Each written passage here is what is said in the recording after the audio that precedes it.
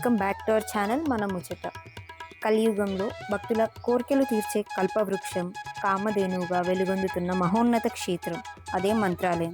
దాదాపు 350 సంవత్సరాల క్రితం జీవ సమాధి చెందిన శ్రీ రాఘవేంద్ర స్వామి వారు ఇప్పటికీ ఇక్కడ సజీవంగా ఉంటూ భక్తుల కష్టాలను తీరుస్తున్నారని నమ్ముతారు. అసలు రాఘవేంద్ర స్వామి వారు మంత్రాలయాన్ని ఎందుకు ఎంచుకున్నారు? ఆయన జీవ సమాధి వెనుక ఉన్న రహస్యం ఏంటి?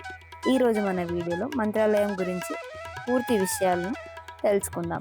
వీడియోని ఎక్కడ స్కిప్ చేయకుండా చివరి వరకు చూడండి.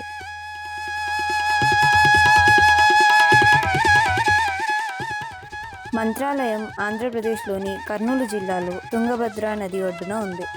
ఇది హైదరాబాద్ నుండి సుమారు 250 కిలోమీటర్లు, బెంగళూరు నుండి 380 కిలోమీటర్ల దూరంలో ఉంటుంది.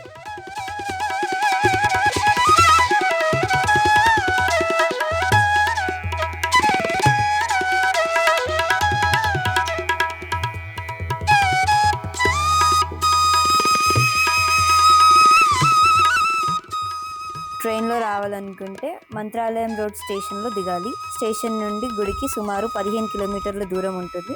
అక్కడ నుండి మనకి షేరింగ్ ఆటోలు లేదా ప్రైవేట్ జీపులు అయితే అవైలబుల్గా ఉంటాయి.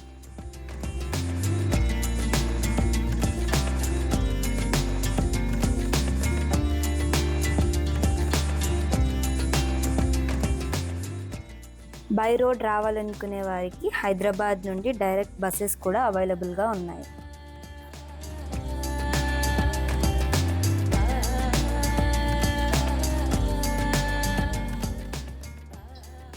స్టేయింగ్ విషయానికి వస్తే ఇక్కడ మనకి మఠం వారి ఆధ్వర్యంలో చాలా కాంప్లెక్స్లు అయితే ఉంటాయి. సిఆర్ఓ ఆఫీస్కి వెళ్ళి మనం ఏసీ లేదా నాన్ ఏసీ రూమ్స్ని అయితే రెంట్కి తీసుకోవచ్చు. రెంట్ వచ్చి స్టార్టింగ్ ఫ్రమ్ 600 అయితే ఉంటుంది అంట. బట్ మేము హాలిడేస్లో వచ్చినందువల్ల అన్నీ అయితే ఫిల్ అయిపోయాయి, ఫుల్ రష్ అయితే ఉందన్నమాట. సో మనకి ప్రైవేట్ లాడ్జెస్లో ట్రై చేస్తే 3000 రూపీస్ పర్ డే అని చెప్పారు. ఫైనల్గా మేము మార్నింగ్ జస్ట్ ఫ్రెషన్ అయిపోయి వెళ్ళిపోతామని చెప్తే 1500కి అయితే ఇచ్చారనమాట, జస్ట్ ఫర్ 1 నైట్. మంత్రాలయానికి చేరుకోగానే స్వామివారి దర్శనానికి ముందు తుంగభద్ర నదిలో పుణ్యస్నానాలు ఆచరించడం ఇక్కడి సంప్రదాయం.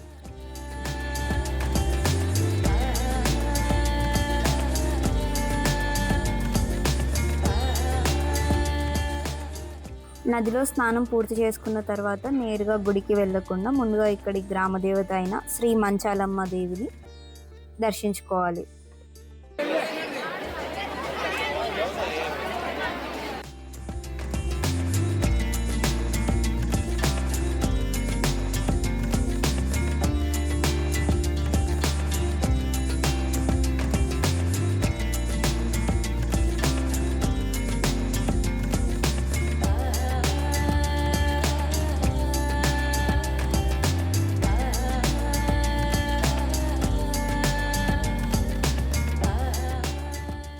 మంచాలమ్మ తల్లి దర్శనం తర్వాత రాఘవేంద్ర స్వామి వారి మూల బృందావన దర్శనానికి క్యూ లైన్లో అయితే వెళ్ళాల్సి ఉంటుంది. ఇక్కడ ఒక ముఖ్యమైన గమనిక ఏంటంటే అబ్బాయిలు షర్ట్, టీషర్ట్, బనియన్ అయితే తీసేయాలి. లేడీస్ ట్రెడిషనల్ వేర్లో అయితే రావాలన్నమాట.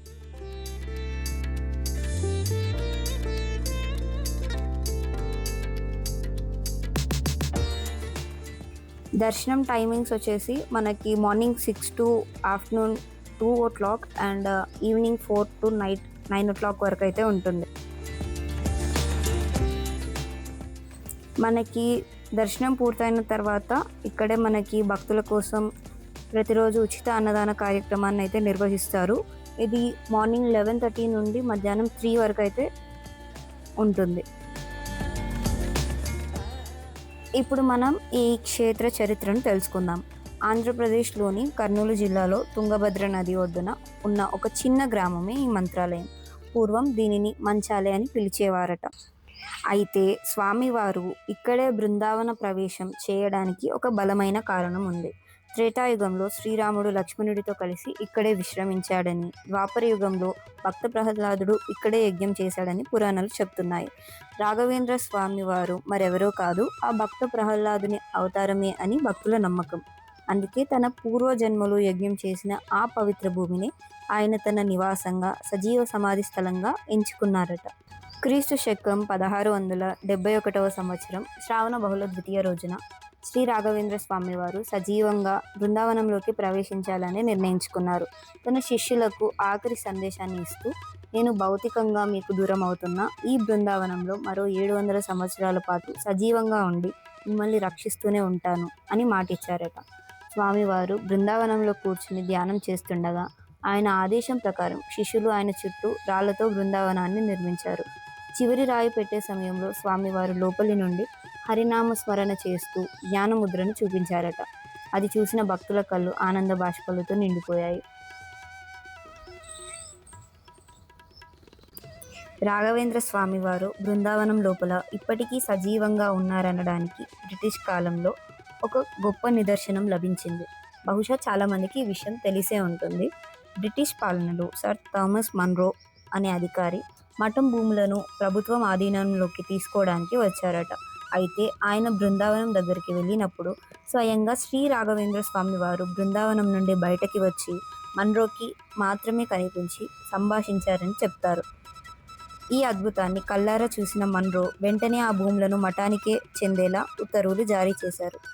ఈ సంఘటన మద్రాస్ గెజిటియర్లో కూడా నమోదై ఉండడం విశేషం.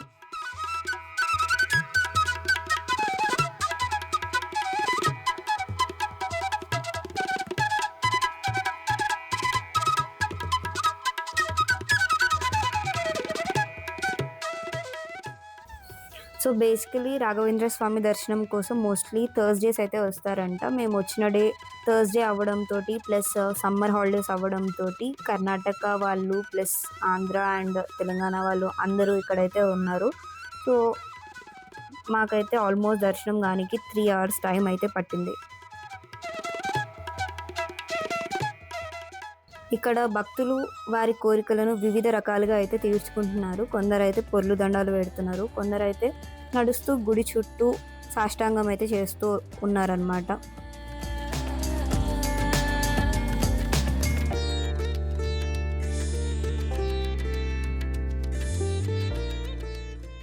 మనకి ఇక్కడ పరిమళ ప్రసాదం అయితే దొరుకుతుంది.